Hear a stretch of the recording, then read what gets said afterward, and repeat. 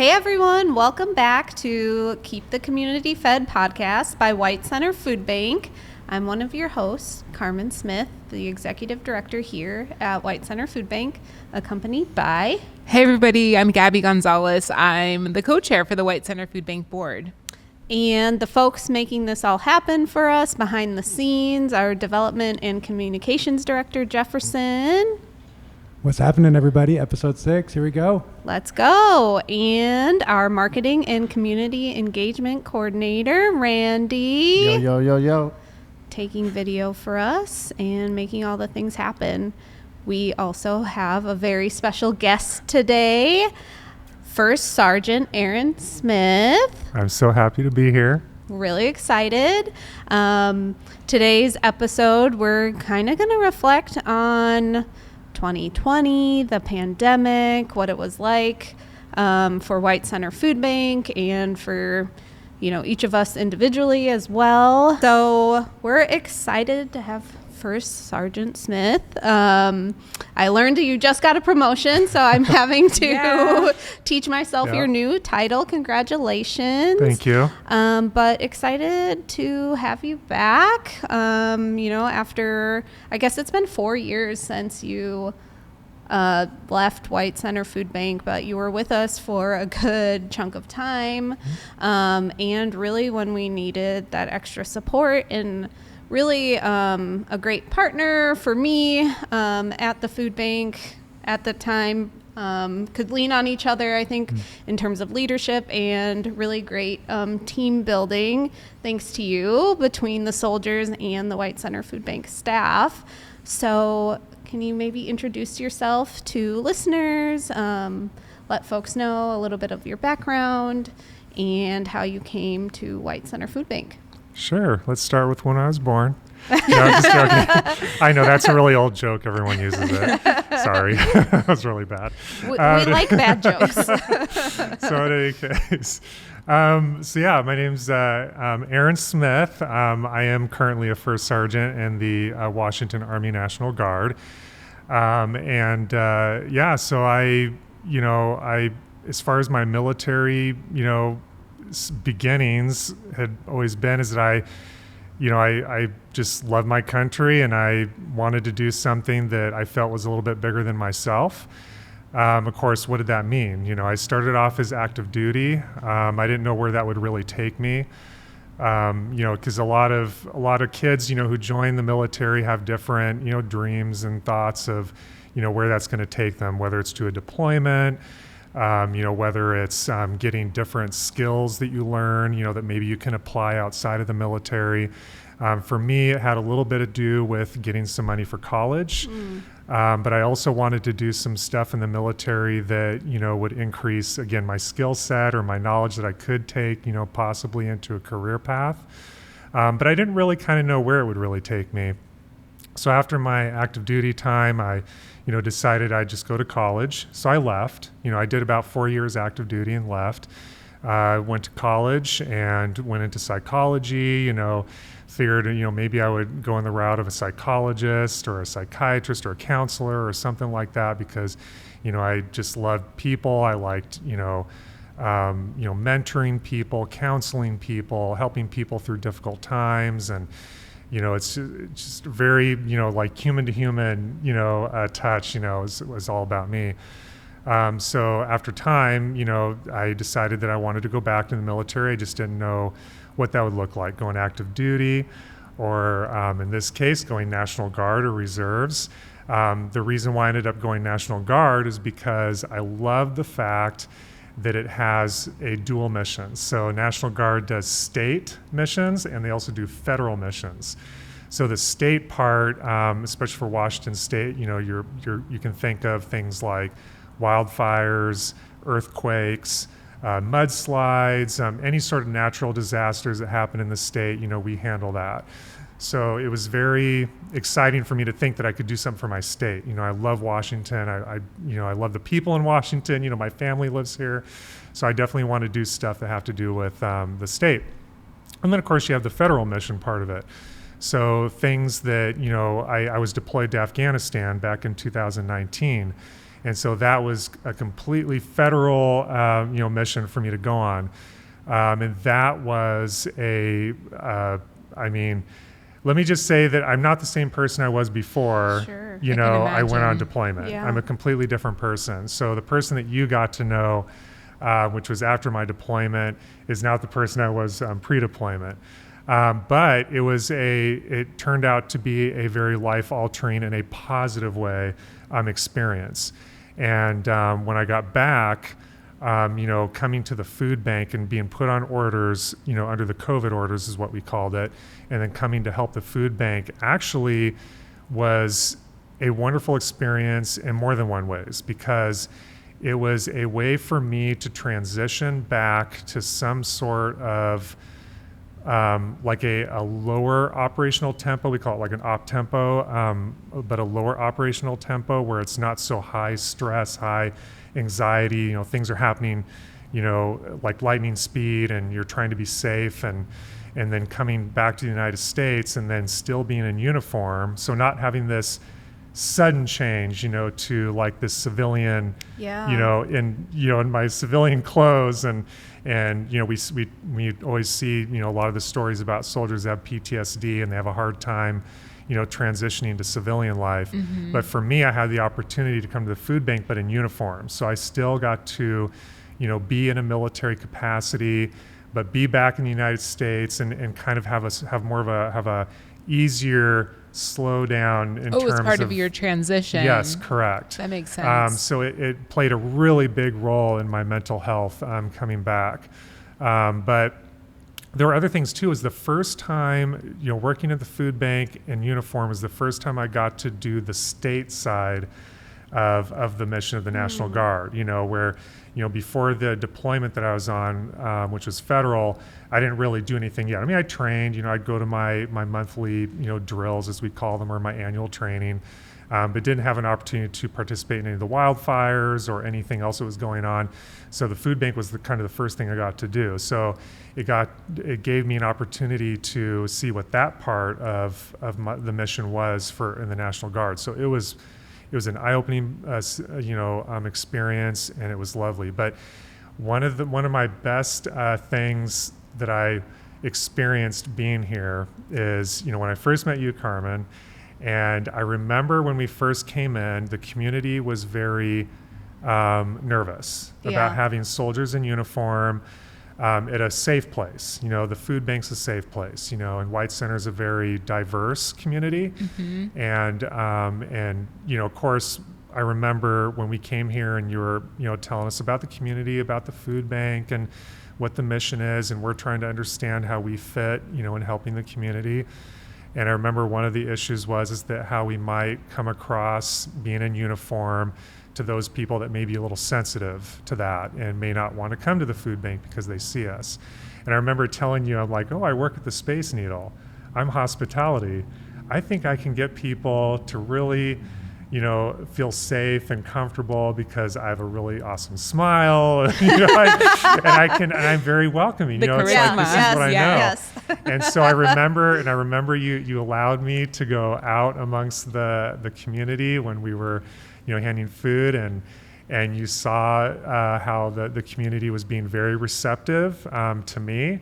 And then we were able to allow the other soldiers to come out, and it just turned out to be this really great experience. I remember that so much. It was such a great accomplishment, I felt like, for me, being with the food bank and making that perception, of us as soldiers and the National Guard, what we're there for, and having the community trust us and us being able to work well together and make sure that the community gets fed. So it was such a great opportunity. But yeah, so I guess I do talk a lot, by the way, so you do have That's to perfect for a podcast.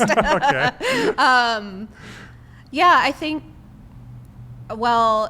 backing up for listeners, so right, I don't know, March, I guess, is when the pandemic really started, and everything was so new, and so a lot of our volunteers stayed home to stay healthy. Like all of our volunteers stayed home to stay healthy.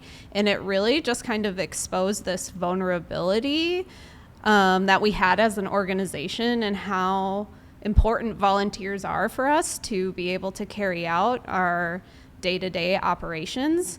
And it was pretty stressful for us as a staff because this is before we went through our growth phase. So there was really only 7 or 8 staff at the time, and we scrambled just to try to figure out what to do because running our regular grocery store just wasn't feasible anymore. So we tried a couple of different methods, one of which was pre-packing orders or doing custom orders and then delivering it to the car, which was so challenging because our inventory changes so much from day to day. And our staff, bless their hearts, they were just so thoughtful. And shopping for another family is really challenging. Mm-hmm. You want to make really good choices for somebody else. And so all of these things just took a really long time, and we really struggled. And luckily, a lot of the food banks in the area had kind of advocated together, I think, to the state to say, hey, we need extra support. We just saw so much increased need during that time too, especially in those early days when we were all just trying to figure it out on a personal level. But then, it just drove a lot of folks to the food bank. And so luckily, is it the governor that deployed the National Guard? Yes. Yeah. Mm-hmm. So then we had 8 to 10 on any given day. And something I really appreciated about you is you really kind of just demonstrated this leadership for your soldiers to really listen to the food bank and recognize that you're kind of coming in as an outsider and that the food bank knows the community the best, and you really took the lead from us. I think we were worried just because so many of our customers have faced a lot of trauma in their home countries, especially around people in uniform.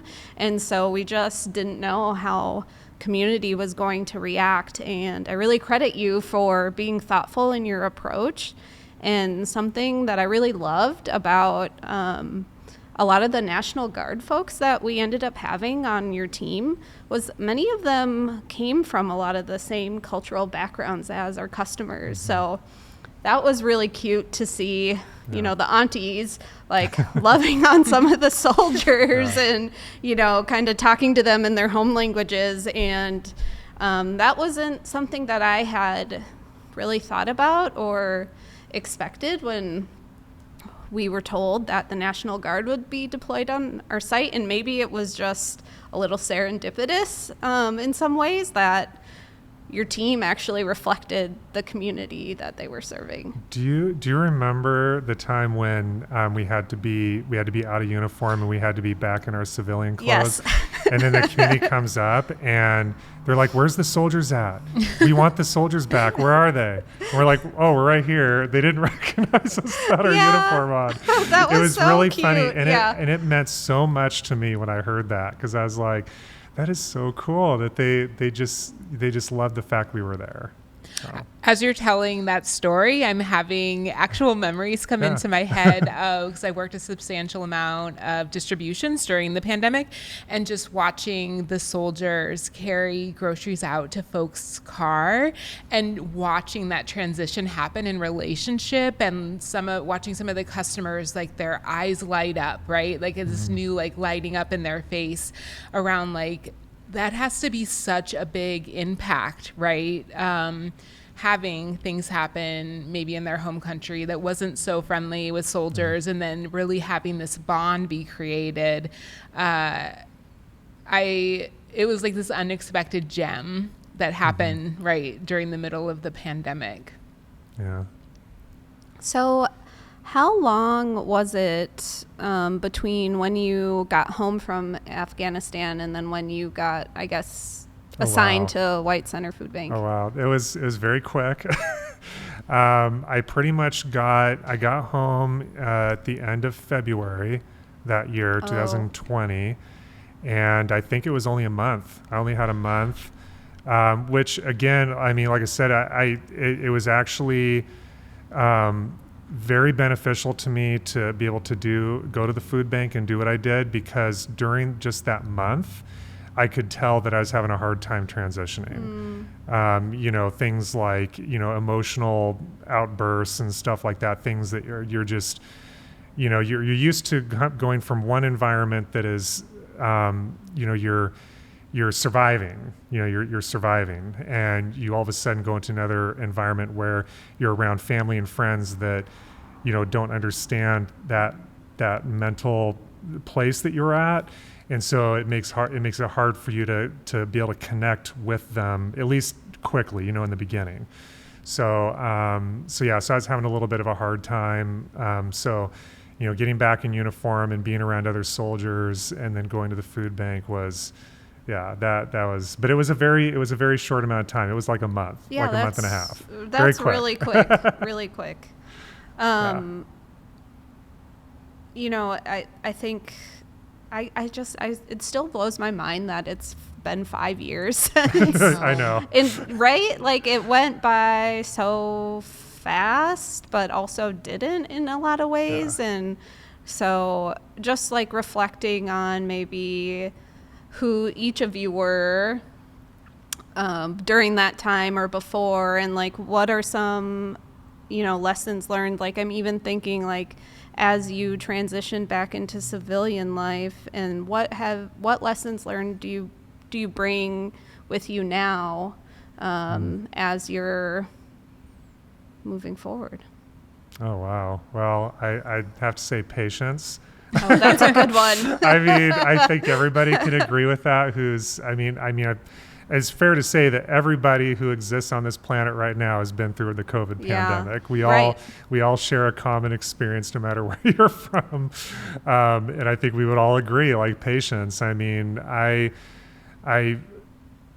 coming back from the deployment, and, that was one of my challenges, was really being patient with things.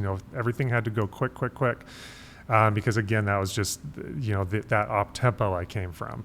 When the governor did the stay home, stay safe, or stay home, safe, I think, when a lot of the local gyms were being closed, because I'm very big into going to the gym and working out. It's one of my things that kind of gets me to go in my own little world and be safe.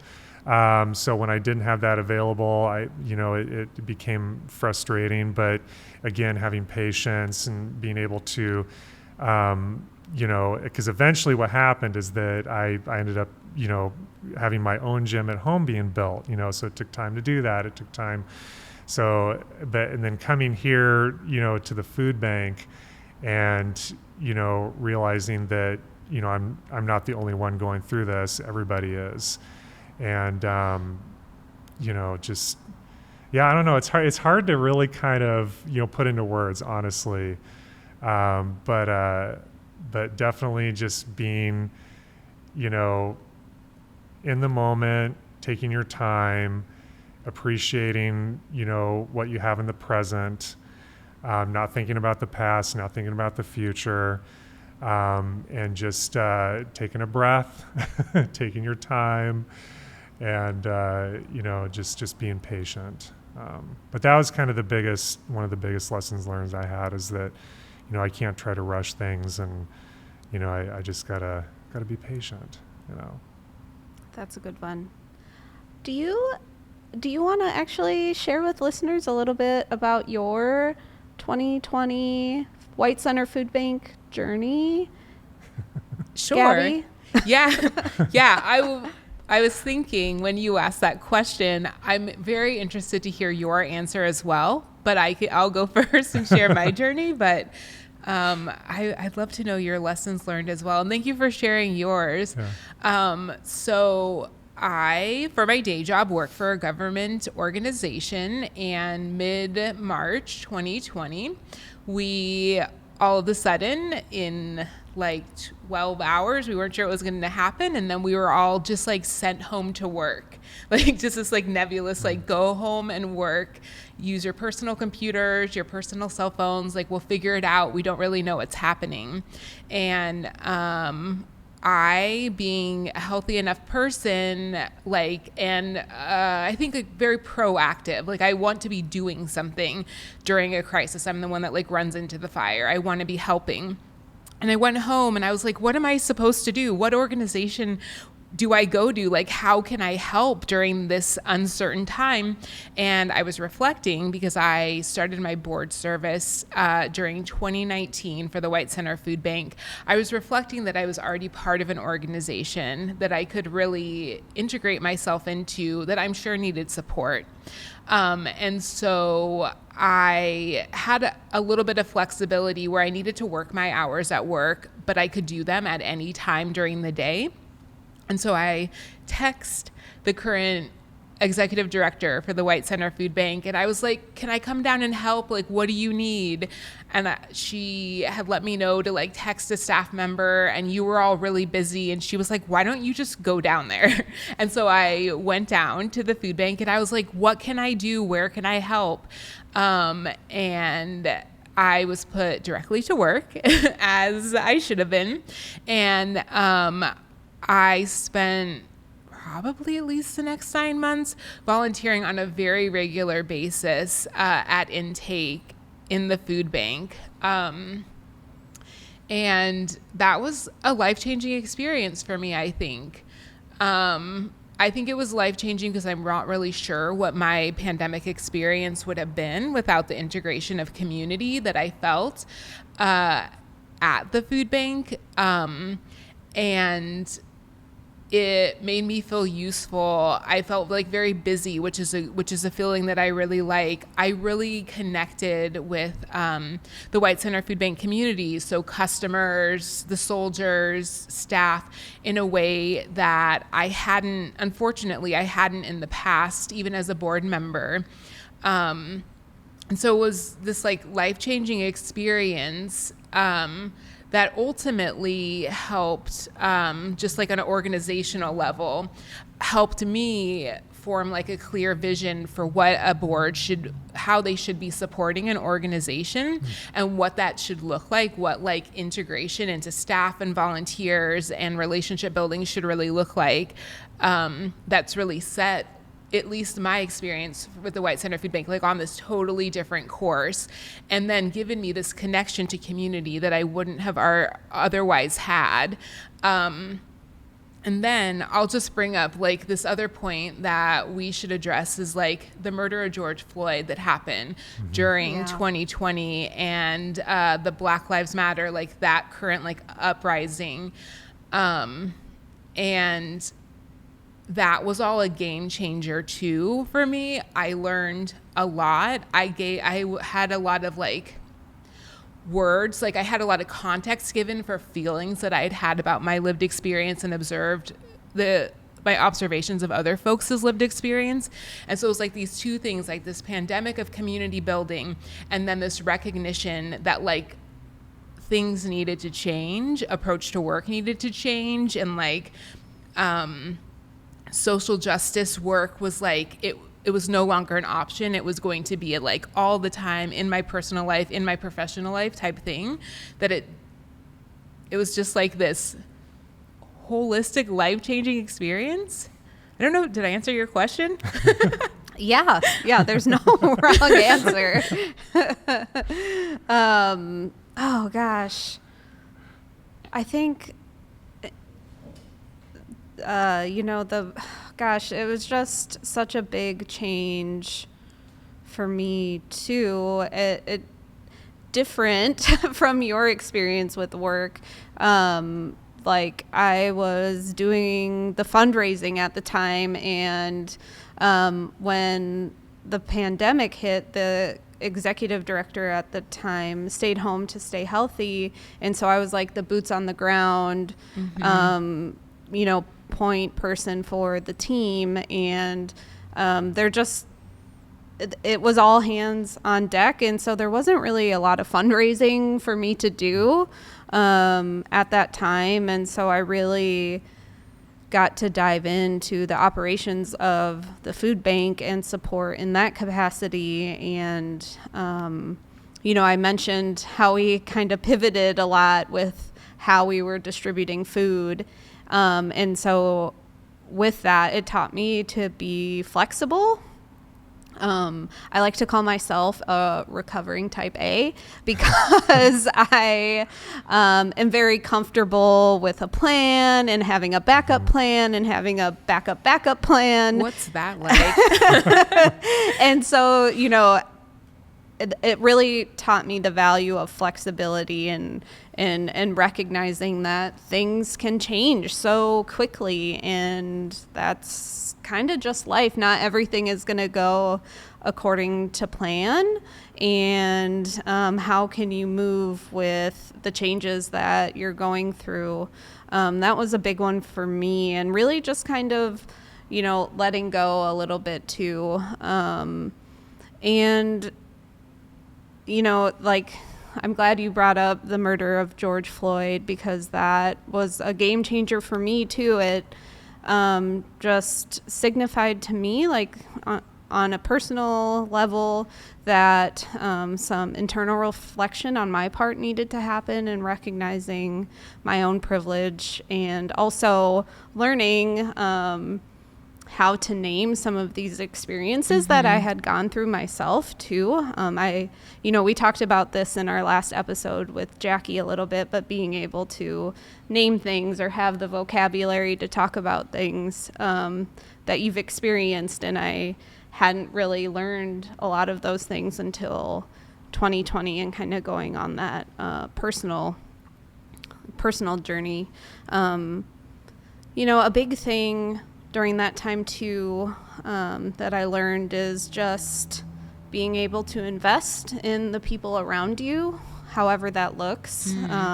Investing in relationships, investing in team members, in staff too. And while this wasn't in 2020, but in 2021, we, in partnership with the board, Gabbi in particular, we had done a salary study to get to pay equity for our staff. And that was fueled by what had happened during the pandemic, recognizing work from home is such a privilege. And most of the staff here at White Center Food Bank don't have that privilege. And yet here we are, being a direct service organization, an essential service organization. And even within our own organization, there's very essential staff, and then other team members like myself that could have worked from home during that whole time. And how do we value the people that are essential to your essential organization? And a big way is being able to pay them equitably. And so we've worked really hard to ensure that. And luckily, for the early days of the pandemic, we were at least able to kind of offset some of that by offering hazard pay for, pretty much a year and a half until we did the salary study, and we were able to increase the team's wages. So those are kind of the big lessons that I think about. And I'm curious if, I know, Jefferson was on the board in 2021, but you both have, worked in nonprofits and just had gone through the pandemic too. So I'm just curious, if Randy and Jefferson have any lessons learned that they want to share. Sure. Hey, everyone. Well, when the pandemic hit, I was working at Sound Transit on the light rail expansion, and my team was, I was part of the construction team, which construction continued. It was a week of, stopping work, but nope, back to construction. So we were out in the field every day. And there was a time for sure that I was working from home and a lot of Zoom meetings, et cetera. Definitely got tired of that. But, myself and my team were out in the field. We did community engagement. So, we were knocking on people's doors, telling them that there's going to be construction starting on your street in the next week or two. And people were like, why, don't knock on my door. We were trying to keep people informed. So we would leave notes. It was a lot of, it was hard to know the best way to approach community when people didn't want you to be close to them. Oh, yeah. So we did a lot of strategizing about messaging, obviously using social media and the phone as much as possible, but it was challenging. But I think, I came to the food bank in 2021 after a call from Gabbi, after donating, because I wanted to be more involved in what was happening in my community. And I live in White Center, and so I donated to the food bank. Gabbi called me to say thank you, and we started talking. And prior to Sound Transit, I had worked in food security stuff, so we're helping people sign up for food stamps all over Washington. So it was very interesting to me to get even more involved, and that's when I joined the board. And I was there kind of right when you guys were transitioning off from the National Guard, and we were transitioning back to volunteers, and that was also an interesting time for the organization.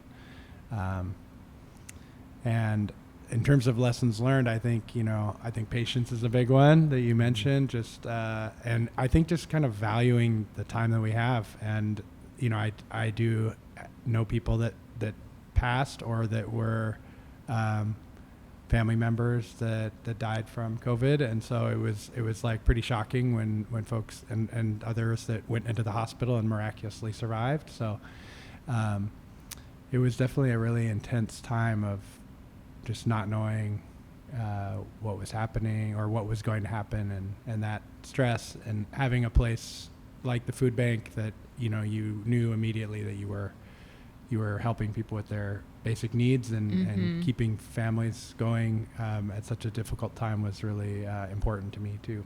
So what about you, Randy? Yeah, it's interesting to just even try to put ourselves back in that place. Or are you guys feeling that same thing? Yeah. Yeah. Yeah, during the pandemic, I was unemployed, but I was working with my uncle on landscaping and doing painting jobs.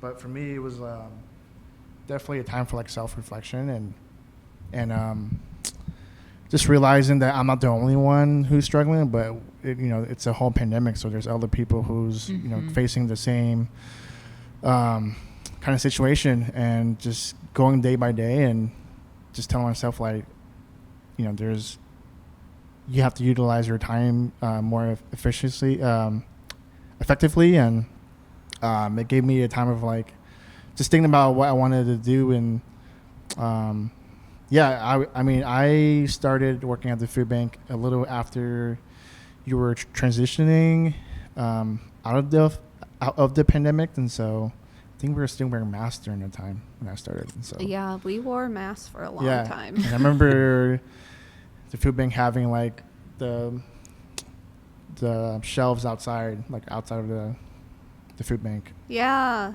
And having the tents and everything. So the grocery store was still in the parking lot. Yeah, the grocery store was there in the parking lot. Yeah, that was our farmers market style distribution, which we really were only able to do because we had the National Guard every day, because it is incredibly labor intensive, right? Because they set up all of the tents, all of the tables, brought all of the product out, brought shelves out, stocked the shelves in the parking lot. But it ended up working really well for, I would say that was it was over a year we did that, and we did it in the rain. We did it in the sun.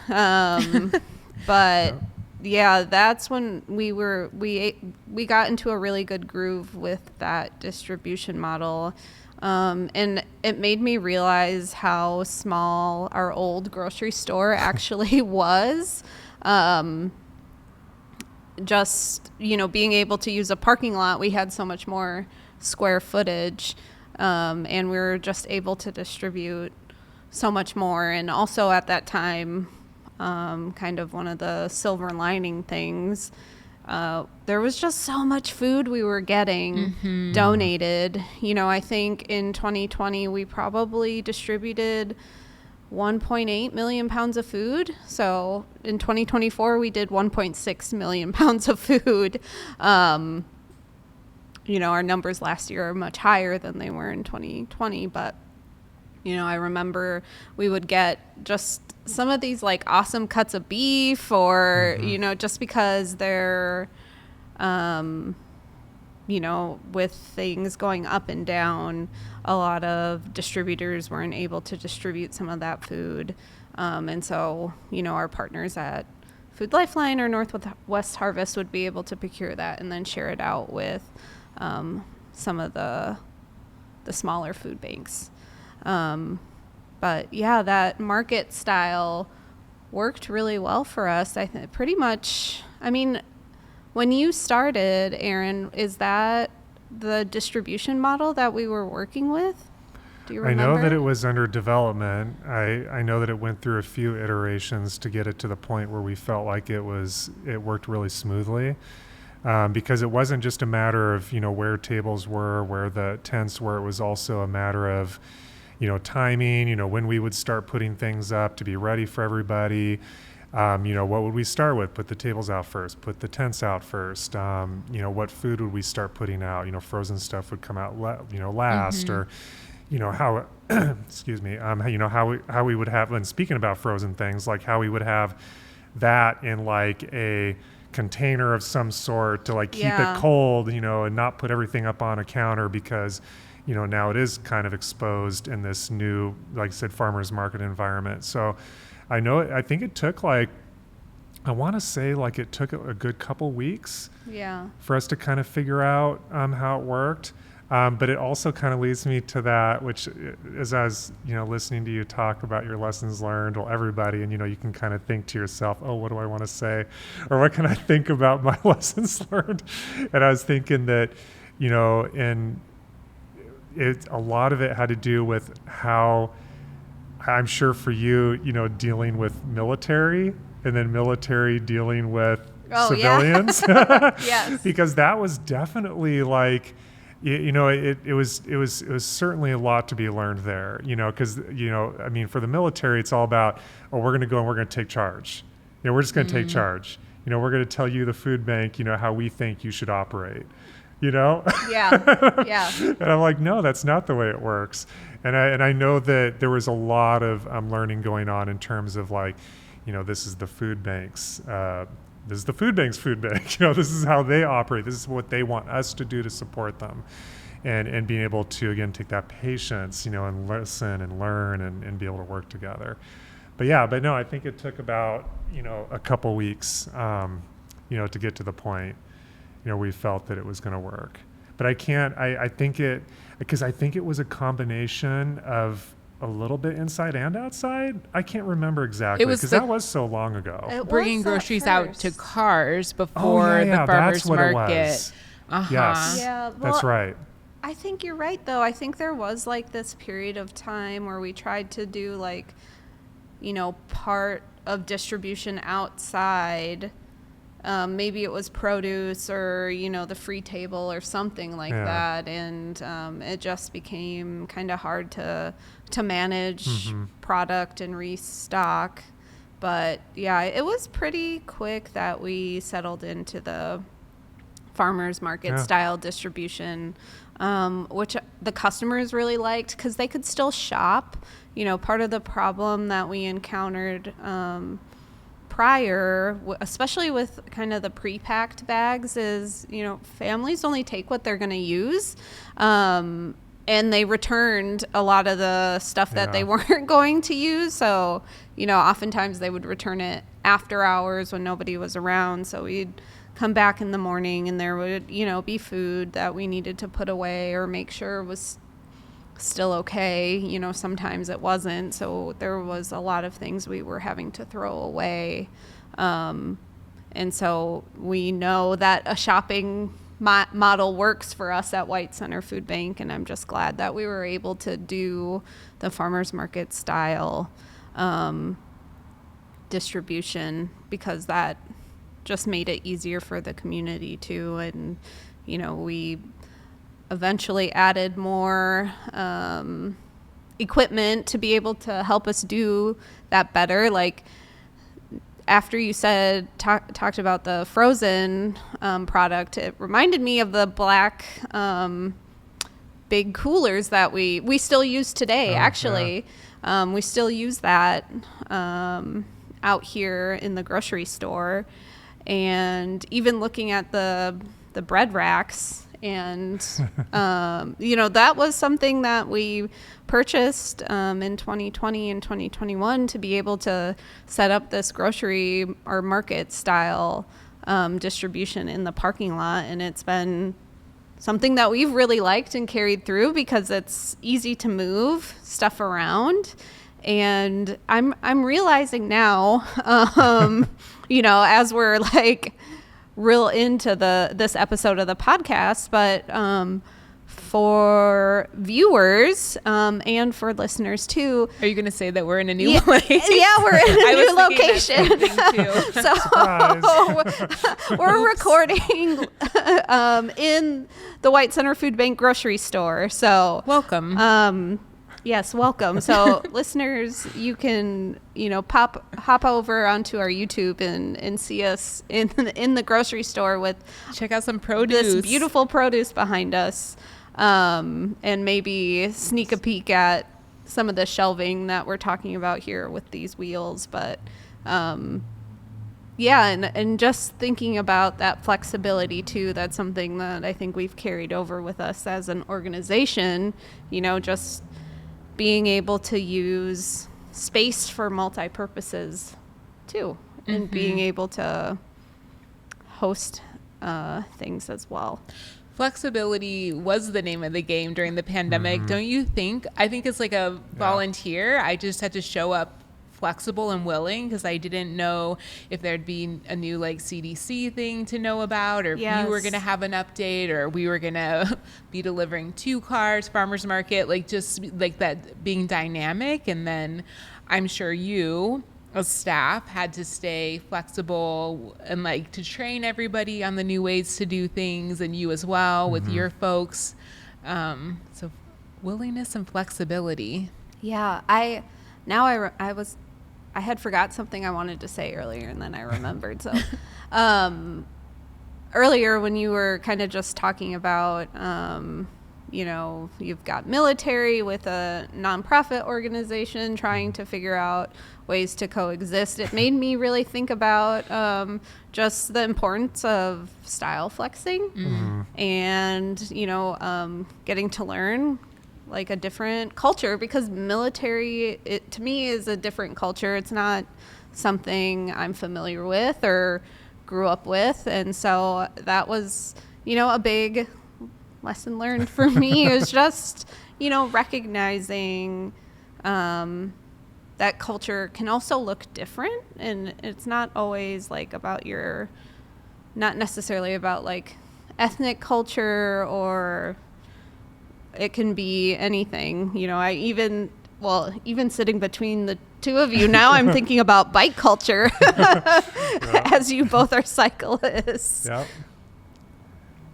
But style flexing, that's a big one. And, learning just to work with different entities and different organizations too, I think has been really important for me, especially as I've like moved through my executive director journey, and learning to collaborate with folks outside of the White Center Food Bank. So I thank you for working with me and being patient with me during the time. Just like I told you earlier, I mean, it's like you had to be super patient as a lot of the soldiers were learning how to work, because they get orders and they come and they think that we're taking charge, like it's just the mentality. So it's a reminder of like, okay, we are being given direction. We need to listen and not speak all the time, and then work that way. And so it was tough for some, and not so much for others. So we had a good range of different people, but ultimately in the end, it worked out great for everybody, because everybody got to learn, how to communicate and work well with each other. And it was a great experience for me. I mean, like I said, coming from the Space Needle and, being in a hospitality environment and having that is one half of me, and then having the military is the other half of me, the two of them were already kind of combined in a sense. So I already had a natural knack for being able to, work with people. But yeah, it was a great experience. So that's such a valuable lesson as we're talking about like social justice and 2020 and like professionalism, right? There's all different ways that folks can think it's appropriate to act in a professional setting, and the lessons that the soldiers learned around being dynamic around that, because the White Center Food Bank has a very professional setting, but it might not be a traditional professional setting. And so what a good lesson for everybody to move through the pandemic with this like very valuable life experience around professionalism. I'm curious, for everyone, what were some things that brought you joy during the pandemic? Am I going to go first? Yes. I need time to think about these Okay, we things. can have. Sometimes it's better to Sorry. go second. I know I'm going a little off script here, but I can go first. Okay. Great. You had mentioned cycling. Cycling There was you go. definitely something that brought me joy during the pandemic. I live maybe 3 miles from here, so like not a long bike ride away, but I would ride my bike to my shift almost every day, and that was finding routine during the pandemic was really important. And so that was a way for me to like get out and exercise, and that brought me joy. I will say that hands down, anybody that I encountered at the White Center Food Bank brought me joy. Building relationship with staff, building relationship with customers, the soldiers, the general work that I invested in at the White Center Food Bank brought me joy. I also will say that I don't know how to phrase this correctly, but I became very informed. We were talking about social justice efforts and Black Lives Matter. I became very informed and educated around how executing social justice and anti-racism work could look. And knowledge is power. Knowledge brought me joy. It brought direction and vision that I didn't have before. So I think that brought me joy. Also, I might have had a different answer had I gone second, because I do think that's the key to what order to answer in, but I can go now. So it's funny you mentioned cycling, because that the minute you said that, it just completely brought a smile to my face, because that was something that was joy. So I am by default a little bit introverted. I can have an extra. Yeah, no, so when I'm in my uniform, when I'm in military uniform, I can turn a switch. I can be a completely extroverted person, bark orders, all that kind of stuff. But really, my kind of core nature, I'm a little introverted. I'm kind of someone who likes to kind of be alone. I like to do my own thing. So cycling and doing things like that, and the pandemic, of course, people were very much separate, and but it gave me a time to really just look at the trees and look at as cheesy as cheesy as this may sound, be able to hear silence and be able to just appreciate the world around me meant everything to me, and that brought a lot of joy to me. But the cycling piece, having Cascade Bicycle Club, donate a bunch of bikes for me and my soldiers to be able to use, for a certain small amount of time, and be able to go on bike rides, and be able to, enjoy you know, what the hills offered around White Center, you know, going down to the Fauntleroy ferry terminal and people, you know, sweating it out, trying to get up the hill. But these are very like fond memories for me, you know, thinking back, back then, you know, we also, you know, tried to enjoy the time that we had, beyond the work part of it, but enjoying each other's company and doing something that was good for our health, our physical health, and our mental well-being, because everybody needed that. Everybody needed that during the pandemic. So, did you guys go up the hill? I don't remember the name of the street, but that hill that like goes up from the ferry, like straight into White Center. Yeah. I've only gone up that hill once. I normally bomb down that hill and then crawl like past Lincoln Park to take like the slower, more steady climb. And you got to think that I would say 80% of the soldiers that, you know, the Cascade Bicycle Club, you know, let the soldiers use had never cycled, like have never ridden a bike. Or they've ridden a bike, but just not like, you know, like as an adult, like continue to ride, you know, or to continue to cycle. So a lot of them, it was very, very tough for them to go up that long of a hill, but they did it. And that's just kind of the power of like, you know, enjoying the moment and being there together and doing something, you know, together as a team. I mean, everyone just a really good time. Yeah. Aaron was really good about organizing rides for soldiers, but also inviting White Center Food Bank team, which, you know, I appreciated. I got to go on a couple of rides, not on that Fauntleroy one. I did not go on that one, but I think John, our operations manager, I think he probably went on he did. pretty much everything. That sounds like John. Yeah, he's the ultimate homie. Like, he'll always be there if you invite him. Yeah.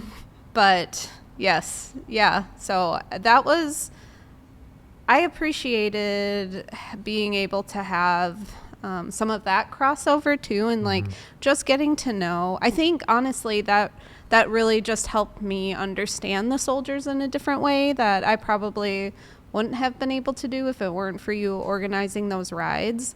You know, it's the team building aspect. And actually one of the trails that I went on, the Seuss Creek Trail. Oh yeah. I've run on that trail a couple of times and have trail. gotten to that hill and been like, damn. I don't think I'm trying to think if I rode my bike up that hill. I might have, or gotten really close on my single speed. What brought you joy during the pandemic, Carmen? Definitely. So for me, it was running. And I really learned to love early morning run because it felt like the only time I could have quiet, and it just felt like I could have, you know, it was almost like I got the world to myself for just a brief moment in time, and that was something that really helped me. Because like you, I am totally an introvert, actually. And I feel like it's not as surprising. But yeah, having that alone time and running for me has always been a really important outlet, or more recently, but a really important outlet. And it's just all meditative, really, for me. And, you know, I think food, of course, brought me a lot of joy. During the pandemic, you know, we had a volunteer briefly who would cook us lunch every once in a while. And, you know, that kind of, now we've seen how that can trickle out. But that was something that had also brought me joy. I remember all the coffee I'd make. And the coffee, yes, because you also have the skill being a barista, right? I bring my espresso machine and make lattes and mochas for everybody. Yum. Randy is giving me a look, and I don't know if I'm that dedicated, but and not like a real barista. Just. What about you, Randy and Jefferson? What brought you joy during the pandemic? So I used to hate's a strong word, but I used to not like being at home like all the time. So I think the pandemic kind of made me appreciate like the quietness and slower pace in life. Because being in a routine of working, you're always on a constant hustle, right? And so I think for me, kind of like settling down and sparking back that creativity for me personally, and I picked up photography again during the pandemic, and just really enjoyed like the simpler times, like the simpler moments, whether I was hanging out with my dogs or cooking a home cooked meal like almost every day, and yeah, just appreciating the smaller moments in life. For me, I had a 1.5-year-old that had a lot of energy, and so that he got me outside a lot of the time. The first 3 months were tough though, because we pulled him out of childcare, so we were working from home, trying to be out in the field, balancing everything was really wild. But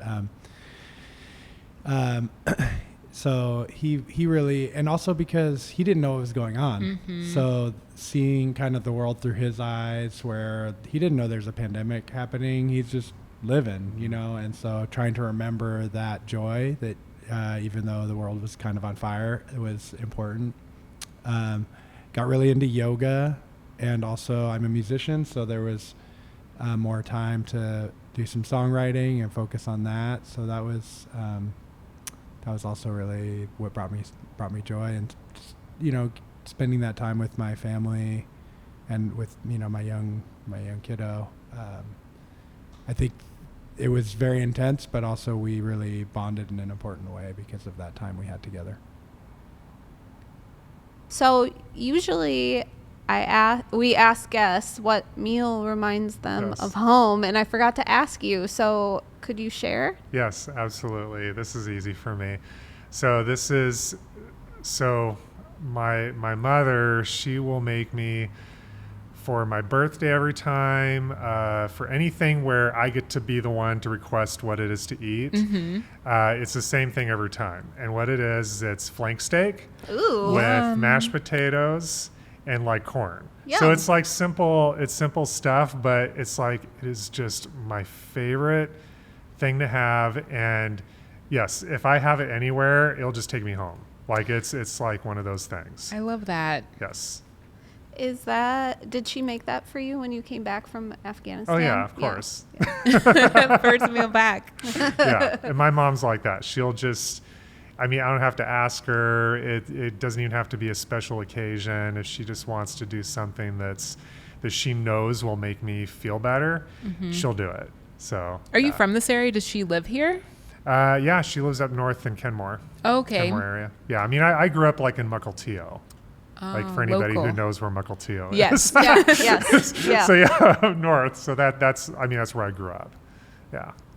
We've talked about on this podcast just the comfort of a mother's cooking. So I love that was your answer. Yes. And I can envision it in my head. We relate. Giving me a hug. Yeah.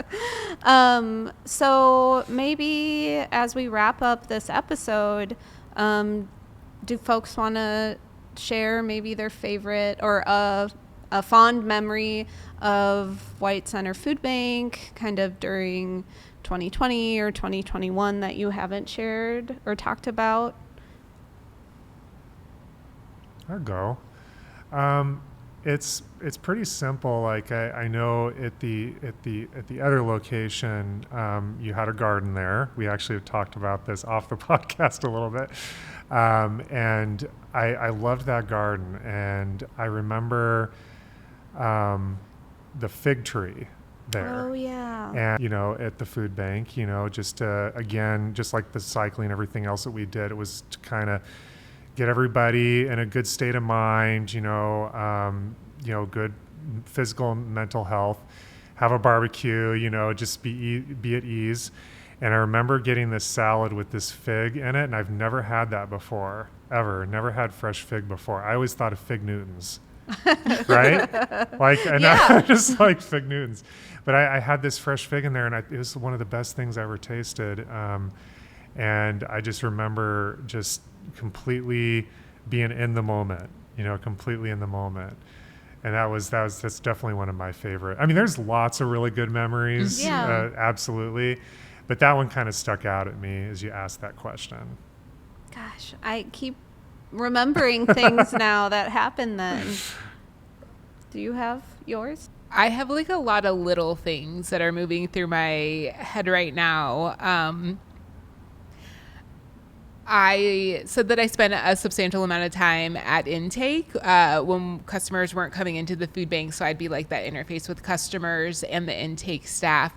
And just little moments, like we will give out, I think still give out numbers to customers, and just like the whole funny dynamic of like having to clean all the numbers with like a cleaner that smelled like tequila, and the cleaner would like get on my shirt and then it would be bleached out, and just like these little moments moving throughout the day. A salad, the garden also came into my head.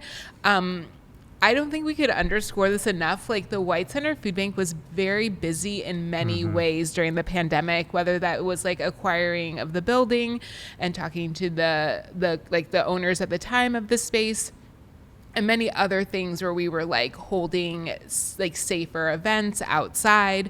The board meetings were back in person because we were honoring that staff were working harder than ever in person. So there's all these like, when I think about the old building and that old space, it's all these like little moments interacting with customers where I didn't speak the same language as them. I had some really profound experiences writing out customers' forms for them because they weren't able to do that. And that was a first for me. So I have like this slideshow of memories that just play through my head when you ask that question. Yeah. I forgot about the parking lot barbecues that we had in the back lot at the old food bank. And man, one of the soldiers made poke Yum. for us, like, and then started to regularly. It was so good.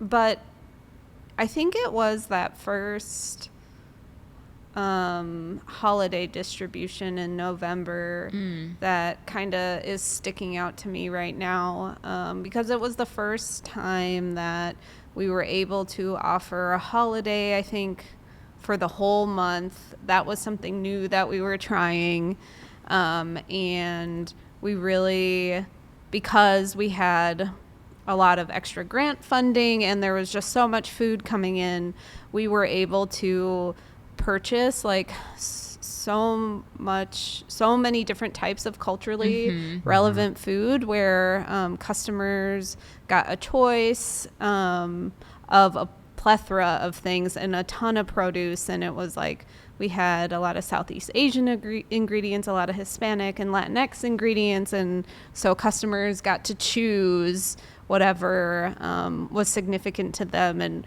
we were able to buy the 3 Crabs fish sauce, which if you know. And so just being able to kind of give that gift of a holiday, the warmth that a holiday meal brings to a family, I think is something that I look back fondly on. And also, I helped at intake for a brief moment of time, and it was back when we had the red tent for check-in in the farmers market style distribution. And Chio had taught me a little bit of Vietnamese, at least I thought at the time, on how to say, like, go to the red tent. And, recently I brought that back up with her, and I tried to repeat it back to her, and she was like, that's not how you say it. So a little moment like that is something, that I cherish. So, that's going to conclude this episode. Really honored to have you as a guest and to be able to connect with you again. Thank you so much. Yeah, Thank you absolutely. so I'm much. excited to be here. Yeah. And, you know, right now we have our spring appeal. So it maybe has hit your mailbox, or you'll see our social media postings online, or if you got our newsletter, you'll see it there too. So just remember, donating is a personal choice, and whatever is significant to you is significant to us. And so thank you so much for joining us for episode 6 and reflecting with us a little bit. And hopefully you were able to reflect on your own too, about your own journey during the pandemic. And you can get this podcast wherever you get your podcasts. And remember to follow us on social media. We're at White Center Food Bank. Thank you. Thanks all. Thank you.